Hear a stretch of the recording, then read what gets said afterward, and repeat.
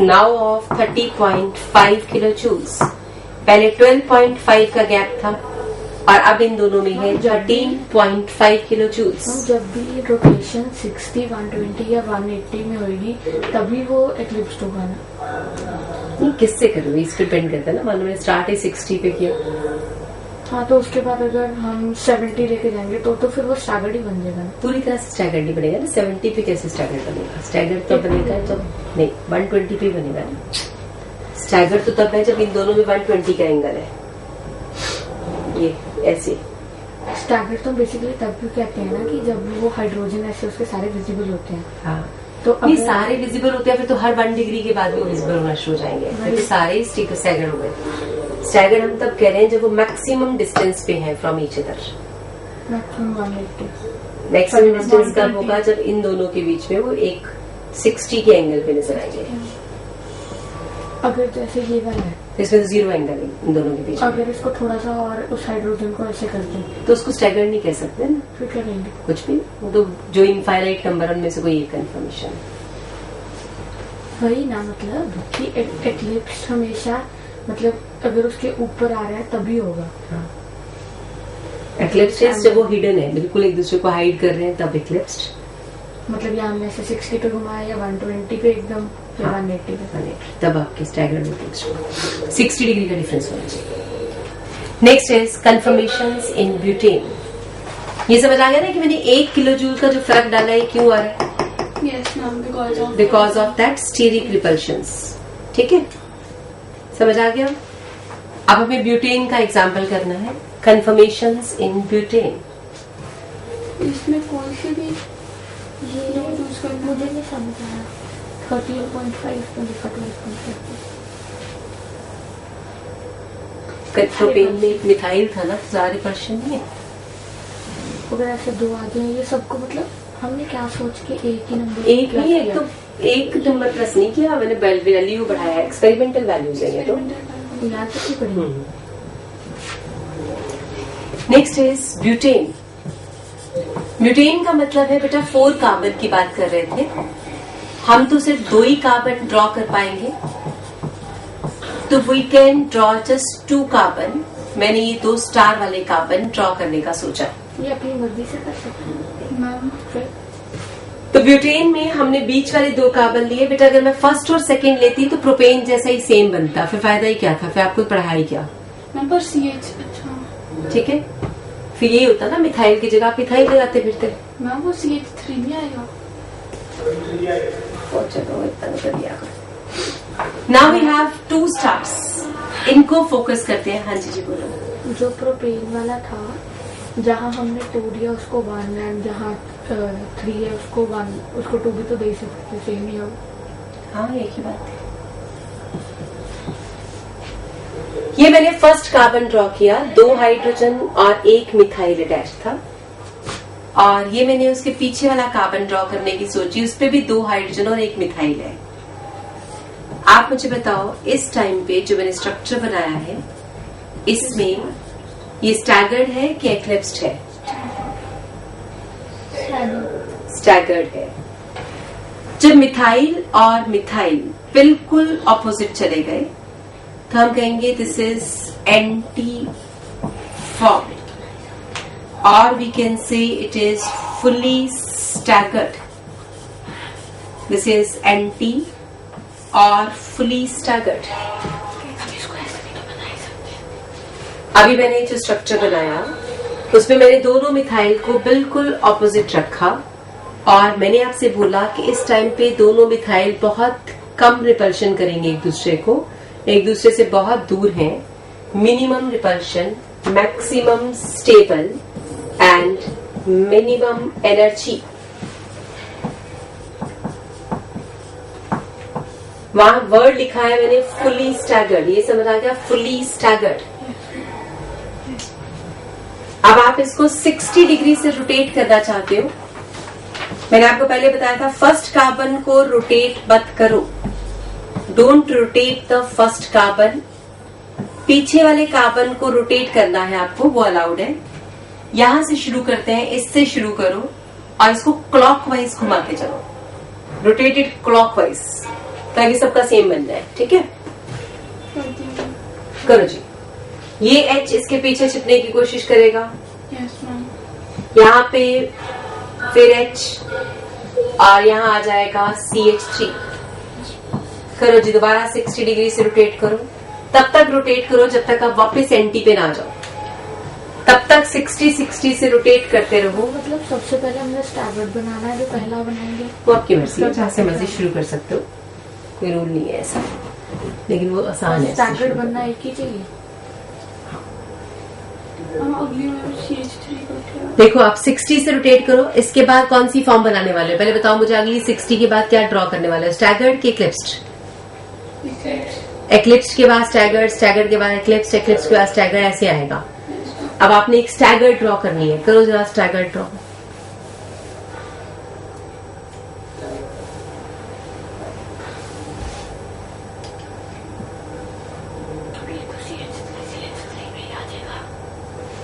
पहले स्टैगर्ड आएगी ना। आने दो, क्या फर्क पड़ता ये CH3 को घुमा के यहाँ, वो वाला है यहाँ, वो वाला है। है। आगे करो तब तक, जब तक एंटी ना आ जाए।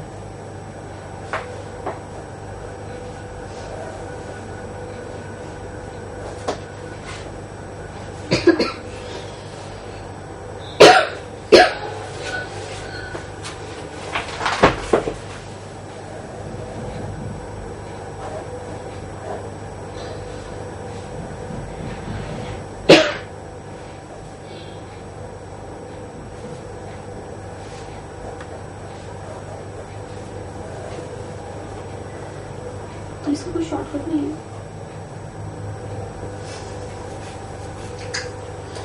दुनिया में कोई शॉर्टकट नहीं है बेटा। There is no shortcut to success. कर लिए ड्रॉ? एक मिनट और रुक जाए। हाँ जी बच्चे, ये जो CH3 यहाँ था, उसको वही रहने दो। आ गया मैम। लास्ट में दोबारा स्टैगर्ड आना चाहिए। हाँ, एंटी वाला आना चाहिए। तो तुम थोड़ी हम उसको ऐसे तो घुमा सकते हैं। ये आया आफ्टर हार्मोनी रोटेशंस। स्ट्रक्चर्स बन रहे हैं इसके। 2 3 4 5 6 7 7 बन रहे हैं।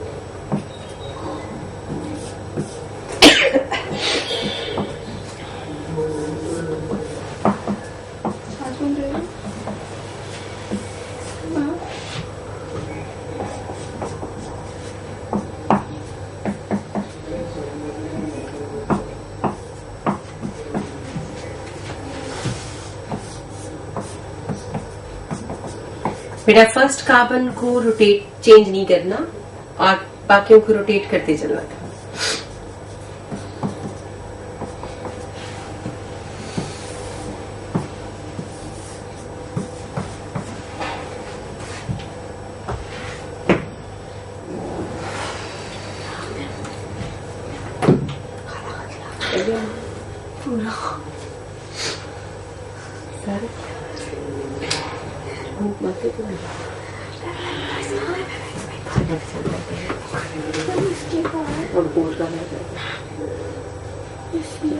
हम दूसरी साइड को नहीं से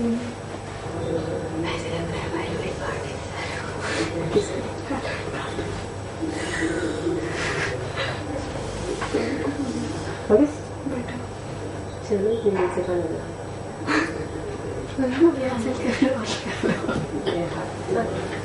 ये जो CH3 था, मैं इसको रोटेट करके यहाँ पर। ठीक तो एंटी तो आती है। अच्छा मैंने एक मिस कर दिया, इसको यहाँ पे भी लाना है। हाँ जी बेटा, खुशी पहले बताओ ये एंटी फॉर्म है, ये है partially eclipsed. This is partially eclipsed.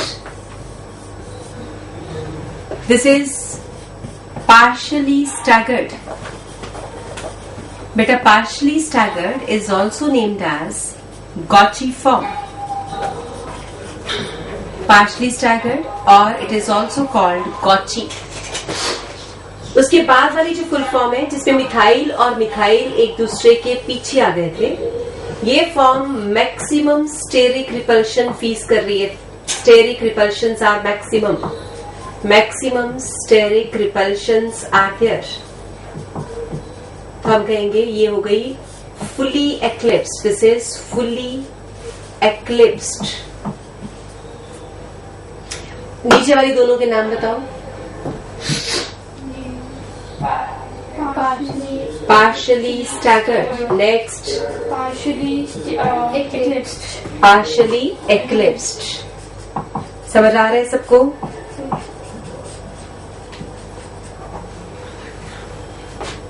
Energy की बात करें तो सबसे ज्यादा एनर्जी थी फुली एक्लिप्स्ड के पास.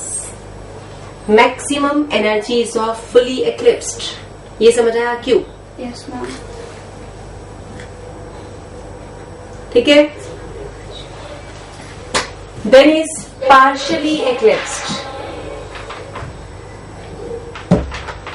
ये भी समझ आ गया? Yes, ma'am. क्योंकि एक्लिप्स्ड की एनर्जी तो ज्यादा ही होती है. Then we have partially staggered. और सबसे कम एनर्जी थी फुली स्टैगर्ड यानी एंटी फॉर्म की. और ये हमारे लिए थी gauche form.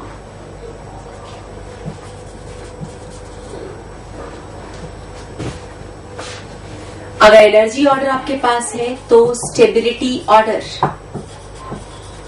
Stability order is fully eclipsed is least stable, then partially eclipsed, then partially staggered, then fully staggered. क्योंकि एनर्जी और स्टेबिलिटी एक दूसरे से उल्टा होता है. More is the energy, less is the stability. हाँ जी कोविद, क्या पूछना चाह रहे हो बच्चे? गॉची फॉर्म. जो पार्शली स्टैगर्ड होता है ना उसको गॉची फॉर्म भी कहते हैं. सबसे ज्यादा एनर्जी वहां पे है जहां पे रिपल्शन ज्यादा है. तो मैक्सिमम रिपल्शन किसमें? एक्लिप्स्ड और स्टैगर्ड. एक्लिप्स्ड. एक्लिप्स्ड में कौन सा वाला एक्लिप्स्ड? पार्शली एक्लिप्स्ड की फुली एक्लिप्स्ड? फुली, जिसमें दो सीट थी. उसके बाद पार्शियली, फिर partially staggered, fully staggered. Partially staggered, partially staggered and fully. Now energy level diagrams. अगर हम इसका ग्राफ प्लॉट करें तो बेटा ग्राफ कुछ ऐसा बनेगा. मैं छोटा सा बना रही हूँ लेकिन आप थोड़ा बड़ा बना लेना. चलो मैं भी बड़ा ही बना लेती हूँ.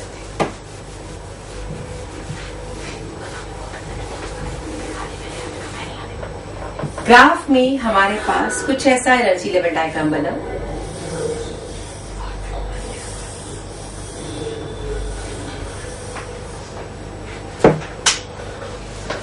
यहां पे था फुल्ली स्टैगर्ड, फिर partially eclipsed, partially staggered, fully eclipsed, partially staggered, partially eclipsed, fully staggered.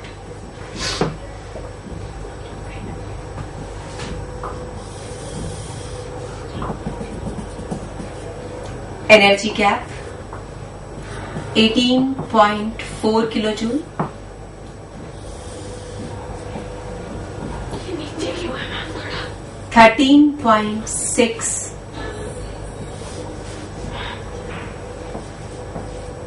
3.7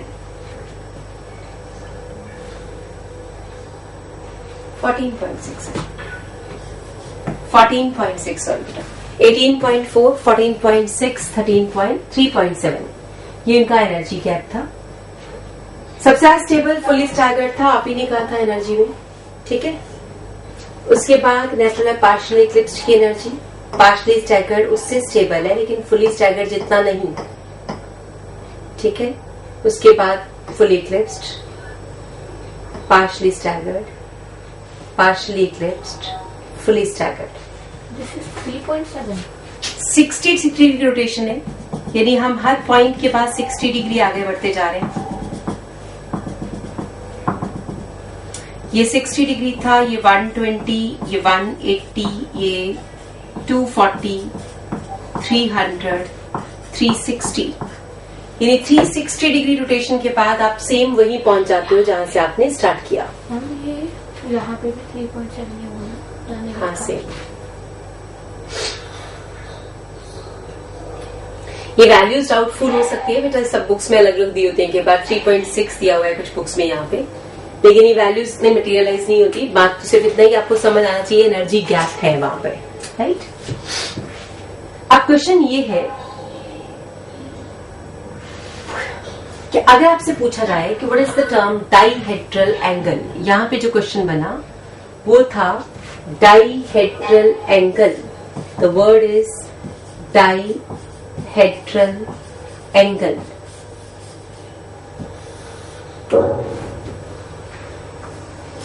dihedral angle मैं वहां लिख रही हूं बिटवीन टू मिथाइल ग्रुप्स।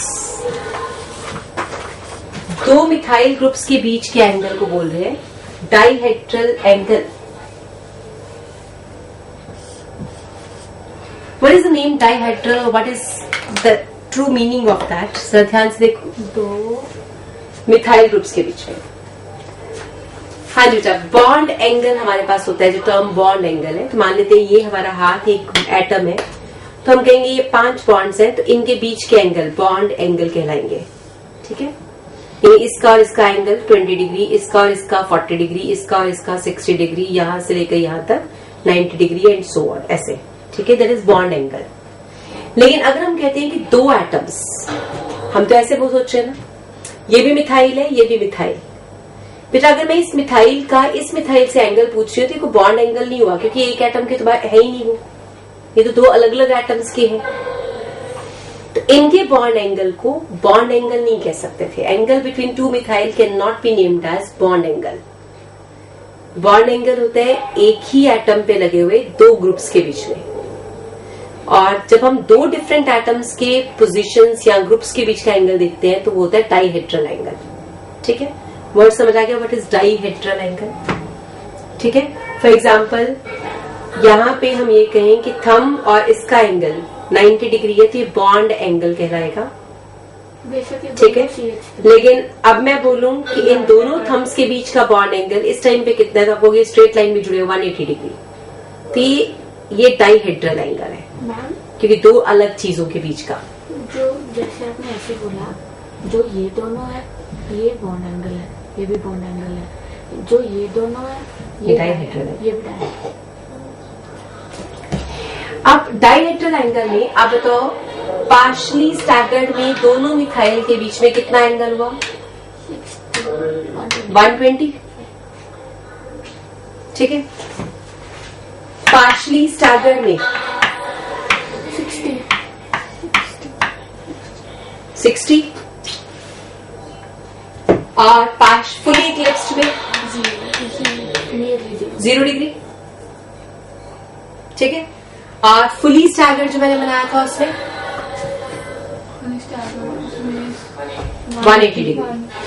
तो डाइहेड्रल एंगल में हमारे पास हमें ये पूछा जा सकता है कि फुली एक्लिप्स्ड में तो आप कहोगे 0 डिग्री सेल्सियस। फुली स्टैगर्ड अगर पूछा होता तो आप कहते हैं 180। पार्शली स्टैगर्ड तो ये रहा पार्शली स्टैगर्ड जस्ट 60 डिग्री, और पार्शली एक्लिप्स्ड में इट इज 120 डिग्री। तो आप बताओ सबके एंगल समझ आ गए कि डाइहेड्रल एंगल कैसे देखते हैं?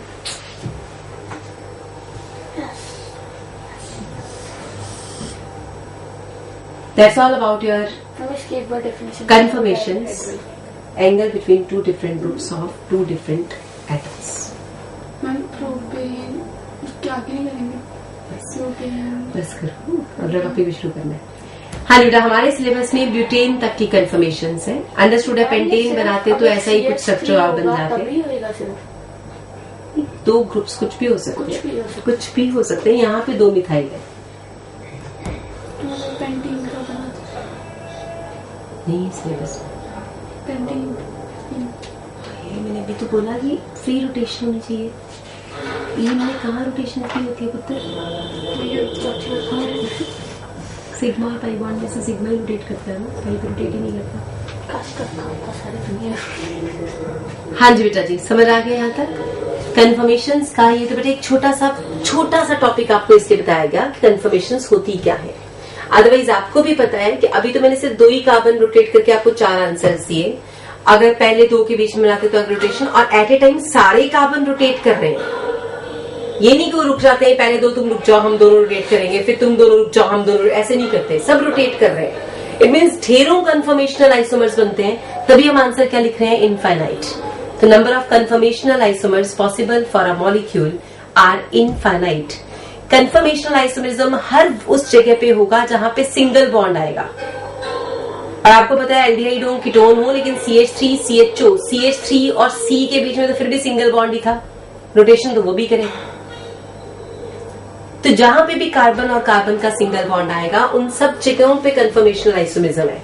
इसका मतलब इसका टॉपिक को ज्यादा डिटेल में खींचने का फायदा ही नहीं था, उन्होंने सिर्फ आपको कंसेप्ट दिया कि व्हाट आर कन्फर्मेशंस, होती क्या है, ठीक है। और आपको ये समझ आ गया कि सिग्मा बॉन्ड रोटेट कर सकता है। क्लियर हुआ? Next we have is next isomerism, geometrical isomerism.